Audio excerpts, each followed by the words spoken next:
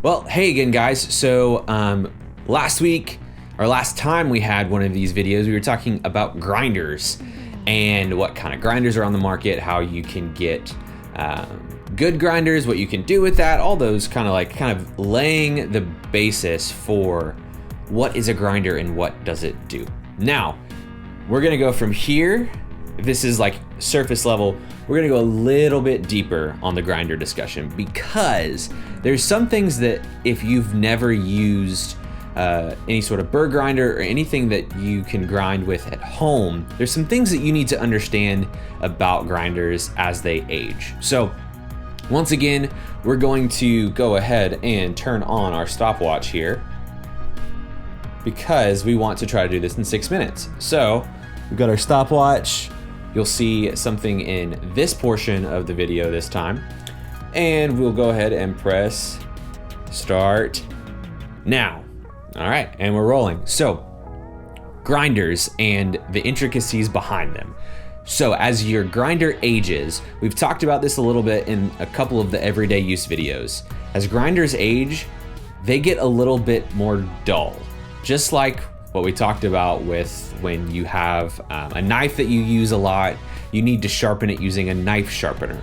Now, I was informed recently that as burrs get older, there is a way for you supposedly to get burrs sharpened by, I was told, someone local here, probably someone in your area as well. But what if you can't sharpen the burrs yourself? We'll just work off of that assumption.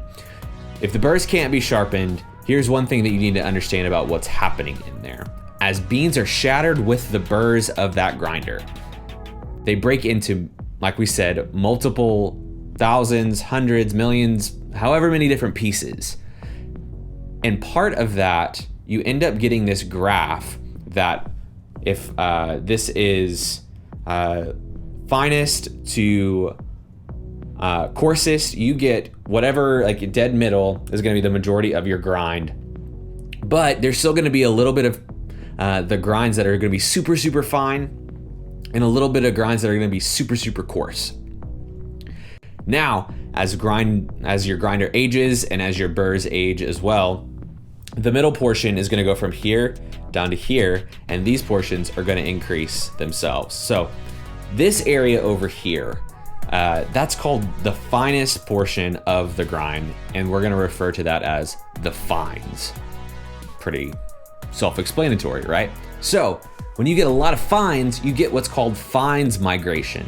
That's where the finest portions, the little baby pieces of that grind size will end up migrating their ways either down to the very bottom of the filter cone that you have or into the actual micron size, like very tiny size holes that are in the filter itself, clogging the filter and clogging your exit point on the filter itself too.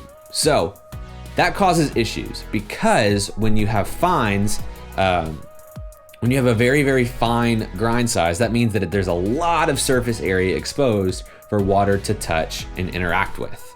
When you have water touching and interacting with coffee too much, you get what we've referred to as overextraction. Too much of the good stuff is being pulled out. And when you're brewing coffee, you're not brewing, everything is not extracting at the same rate. What you end up getting is an average of extractions. So those boulders that we were talking about over on this side, they are a little more under extracted. The fine size, those are gonna be a little more, sometimes even way more over extracted and way more under extracted over here. And then your dead center, that's gonna be where you're measuring the majority of your extraction. So that's a lot. That's a lot of information put into a couple words. So what you need to understand is as you have a grinder that ages, something that you can do to alleviate these fines down here is by grinding coarser. Now, that's not gonna be the most ideal situation because you're gonna also have to add some variables into your brewing.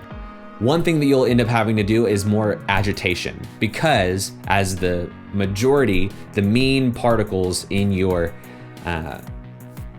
filter, in the coffee slurry itself, when those are bigger, they need to be isolated more and churned up more and disturbed more in order to make better contact with the water. So you're gonna have to agitate more when you're pouring. You might even have to provide manual agitation. You've seen on some of the videos where I pick up the V60 cone and I swirl it, either at the beginning or at the end. That's a way to create better, like kind of stir everything up, make sure that everything's touching water properly. But that also increases agitation as well.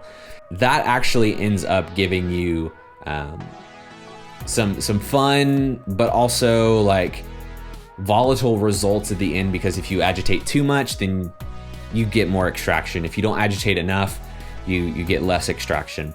You might also have to play with your doses. If you have very, very coarse coffee as your grinder ages and you have to open up that grind size, adjust it to a higher number, but your coffee just draws down too fast, even with all of those factors at play, you're gonna need to add more coffee. That means you're gonna have to buy coffee more frequently, you're gonna end up going through more, and you just find yourself losing money as a result. That's kind of like the very extreme part of it. So what are some ways to avoid and slow down burr dulling, if you will? One thing you can do is you can keep your grinder clean. We've talked about that on the last grinder episode.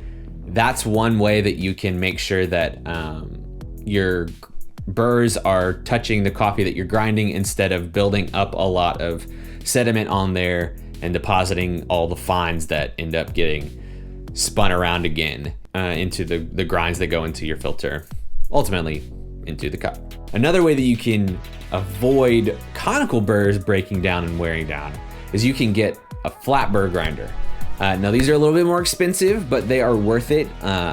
Coming in July, Fellow, the great Fellow Products company, they're releasing their flat burr at-home grinder called the Ode. It's gonna be about $300, a little bit more expensive than say the Baratza Encore or even some of the other at-home options like the Capresso Infinity, et cetera, et cetera. But what the flat burrs do is usually they're vertically aligned, so the coffee goes through here, there's one burr that's spinning, and instead of the possibility of the conical burr grinder, the burrs like grinding against themselves too much, these flat burrs are like, they allow for further apart, the burrs to be further apart from each other through adjustment. So those are some pretty practical tips on how to keep your grinder working well.